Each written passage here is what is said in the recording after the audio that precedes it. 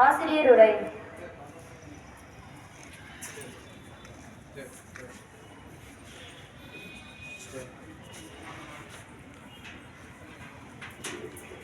அனைவருக்கும் காலை வணக்கம். நடந்து முடிந்த குடியரசு தின விழாவில் நம் பள்ளியின் ஒரு ஆசிரியர் சிறந்த ஆசிரியராக தேர்ந்தெடுக்கப்பட்டு அவருக்கு கேடயமும் சர்டிபிகேட்டும் கொடுத்திருக்காங்க.